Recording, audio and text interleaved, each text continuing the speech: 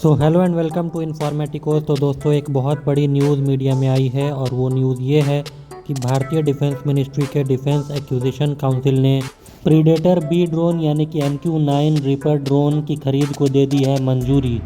और ये डील तब साइन होगी जब हमारे प्रधानमंत्री जी अमेरिका जाएंगे अब से कुछ दिनों में। हालांकि और भी काफ़ी बड़ी बड़ी डील साइन होने वाली हैं, लेकिन उन सभी डील्स को मैं अलग वीडियो में कवर करूंगा, नहीं तो ये वीडियो लंबा हो जाएगा। तो आज हम लोग डिस्कस करेंगे कि भारत इतना ज़्यादा महंगा ड्रोन क्यों खरीदना चाह रहा है, जबकि इस ड्रोन की कीमत कई सारे फाइटर जेट से भी ज़्यादा बताई जा रही है। ऐसी क्या कैपेबिलिटी है इस ड्रोन में जो कि इसको वर्थ द प्राइस बनाता है, जानेंगे इस वीडियो में। लेकिन उससे पहले रिक्वेस्ट है कि काइंडली इस वीडियो को लाइक और इस चैनल को सब्सक्राइब कर दीजिएगा, क्योंकि अगर आप ऐसा नहीं करते हैं तो यूट्यूब इस वीडियो को आगे नहीं बढ़ाएगा। तो चलिए शुरू करते हैं आज का वीडियो। तो दोस्तों, आपको बता दूं कि ये जो ड्रोन है MQ-9 रीपर ड्रोन, ये एक हेल कैटेगरी का ड्रोन है, यानी कि हाई एल्टीट्यूड लॉन्ग एंड्योरेंस। अब ये जो लॉन्ग एंड्योरेंस शब्द है यही अपने आप में काफ़ी है ये बताने के लिए कि भारतीय नौसेना के लिए इतना ज़्यादा ज़रूरी क्यों है।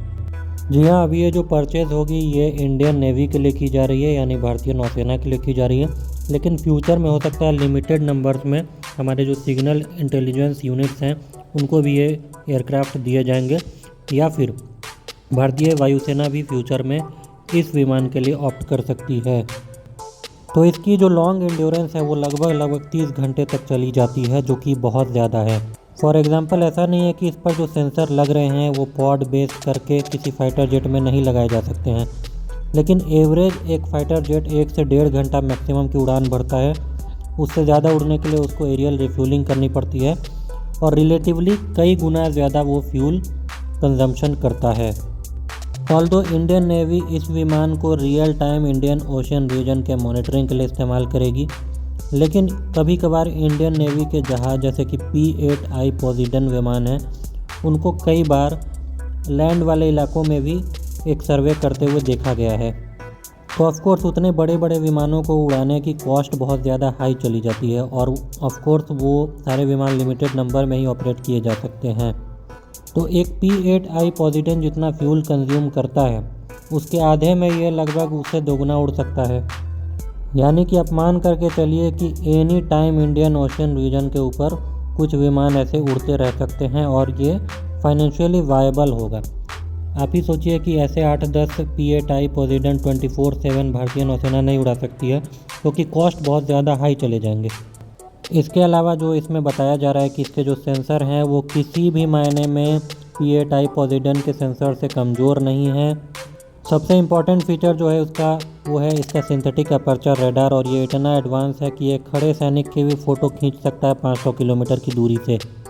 यानी कि जब फ्यूचर में इसे भारतीय वायुसेना या फिर हमारे सिग्नल इंटेलिजेंस यूनिट ऑपरेट करेंगे, तब युद्ध की स्थिति में रियल टाइम ये पूरा डाटा हमें दे सकता है दुश्मन के मूवमेंट्स को लेकर के। और एक बार ये एनिमी की पोजीशंस को मैप पर लोकेट कर दे, बस हमें कुछ नहीं करना होता है, उस लोकेशंस को हमें अपनी आर्टिलरी यूनिट को सेंड कर देना होता है। उसके बाद जो आर्टिलरी यूनिट क्या करती हैं उन टारगेट्स का आपको अच्छे तरीके से पता ही है। लेकिन इसका ये मतलब नहीं है कि ये जो विमान है वो सिर्फ़ और सिर्फ सिग्नल इंटेलिजेंस और सिंथेटिक अपर्चर रेडार वाला काम करता है। इसमें एयर टू ग्राउंड हथियार जैसे कि लेज़र गाइडेड बॉम्ब और मोस्ट कॉमनली जो हेल फायर मिसाइल है वो माउंट की जा सकती हैं। यानी कि अगर आपके पास एयर डोमिनेंस इस्टेब्लिश हो चुका है तो ये विमान काफ़ी देर तक उड़ते हुए आपके ग्राउंड ट्रूप्स को सपोर्ट भी कर सकता है। कंपैरिजन के लिए आप ऐसे समझिए कि एक फ़ाइटर जेट जाएगा, वहाँ पे फाइट करेगा, बॉम्ब वॉम्ब गिरा करके 1-1.5 घंटे या मैक्सिमम 2 घंटे में उसे वापस आ जाना होगा। लेकिन ये विमान क्या करेगा, पूरे के पूरे 24 से 30 घंटे ये उड़ता रहेगा उसी इलाके में जहाँ पर इसको कहा गया है कि आप ग्राउंड ट्रूप्स को सपोर्ट करिए। अच्छा, एक और कंडीशन है, मान लीजिए चाइना से हमारा युद्ध होता है और हमारे सैटेलाइट्स को मार गिराया जाता है। ऐसे में ये एक रियल टाइम मूविंग सैटेलाइट के रूप में फंक्शन कर सकता है। आप अपने स्क्रीन पर देख सकते हैं एक सिंथेटिक अपर्चर रेडार कैसे काम करता है।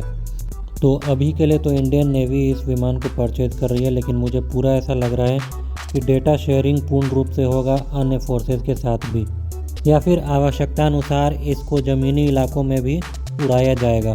अच्छा, इसका जो मोस्ट रिसेंट मॉडल है उसमें एक और कैपेबिलिटी ऐड कर दी गई है और वो है एंटी सबमरीन वॉरफेयर की कैपेबिलिटी। जी हाँ, बिल्कुल जैसे P-8I ऑपरेट करता है ये भी कर सकता है, यानी कि मैग्नेटिक एनोमली डिटेक्टर के द्वारा किसी सबमरीन को डिटेक्ट करके पानी में सोनोबुई गिरा करके उस सबमरीन को ट्रैक कर सकता है। ऑल्दो इसमें अभी टॉर्पीडो नहीं लगाए गए हैं, लेकिन हमारी जो शोर बेस्ड एंटी सबमरीन सिस्टम है जैसे कि स्मार्ट मिसाइल, उनको बड़ी आसानी से गाइड कर सकता है अपने टारगेट की तरफ। आपको बता दूं कि स्मार्ट मिसाइल जो है वो एक missile assisted torpedo release system है, जो कि बताई हुई जगह पर एक टॉर्पीडो गिरा देता है और वो टॉर्पीडो अपने ऑनबोर्ड सोनार के माध्यम से जो टारगेट शिप है उसको लोकेट करता है या टारगेट सबमरीन है उसको लोकेट करता है और उस पर अटैक करके उस सबमरीन को डुबा देता है।